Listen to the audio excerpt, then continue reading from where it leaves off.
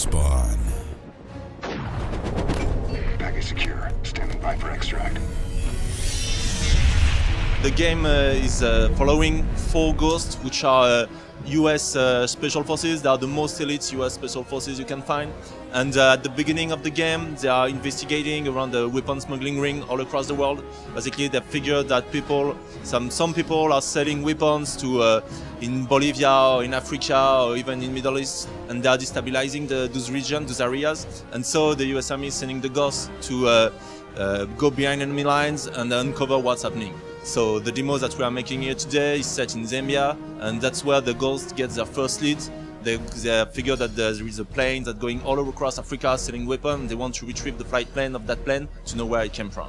As the Ghost Recon, as you are the most elite US Special Forces, you get a lot of gadgets. And we didn't come from idea like, would it be cool if we do that or that? Actually, we had a lot of military consultants with which we discuss a lot and try to figure what benefit can I have as a special forces with the new high-tech stuff that came out. And we had 3 axes, of course, the camouflage, because as a soldier, since the early time, you don't want to be seen because you don't want to get shot. That's where it came from. It's based on actual technology, which are metal materials that deflect lights. It's just stretch a little bit in the future. Then it's all the intel system, the intel loop, all the gadgets that allows you to discover information on your enemy. So that's where the drone came from. You can fly it like a UAV, you can land and crawl and be more sneaky. You have the sensor grenades, you have various vision mode like the X-ray views that allow you to see through walls, to see what kind of guns has your enemy and so on. And then there is the whole augmented reality stuff and communication, because as a soldier, especially as a 4-man squad, you want to have a perfect communication between your team. And so for that, we use the augmented reality. Basically, everything that you see, every point that you tag is shared across your team to enhance the communication. So as you're playing 4 ghosts, there is the full campaign. You can play it up to 1 to 4 players. There is no specific content to solo or no specific content to co-op. Every maps, every level can be played up to 1 to 4 players, and you can outjoin or outlive based on where your friends logging or not. But it's all online. So we are supporting Kinect for a feature that we call the Gunsmith. Basically, the Gunsmith is that tool that allows you to custom in a lot of detail your weapon, and thanks to Kinect, you can have a better experience with that. We wanted to have Kinect for that feature because really the core of that feature, the fantasy of that feature, is we want the player to really feel that he's customizing himself his weapon.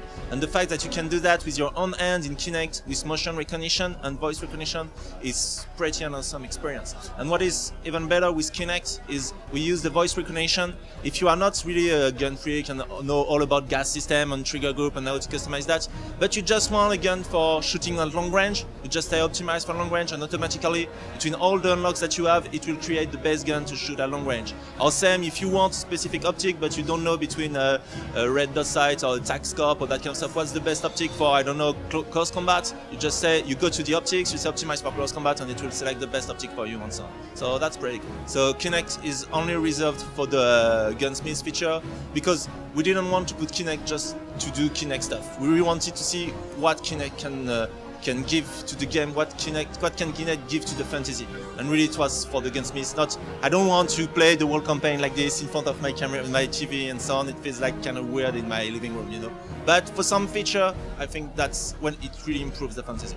So what we wanted, Ghost Recon used to be a really hardcore, deeply simulationist shooter, and we wanted to extend that fantasy to more people, and not only people that are really interested on the specific US soldier fantasy and so on. So in order to do that, we were forced to make the game more accessible. But that does not necessarily mean that the game is less depth or is less difficult.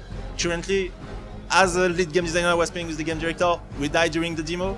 We can't always make the full demo in stealth mode and do the recon and so on. So really there is challenge for player. What we did is we'll simplify a little bit the auto system, but not necessarily for our accessibility, but more for the fantasy.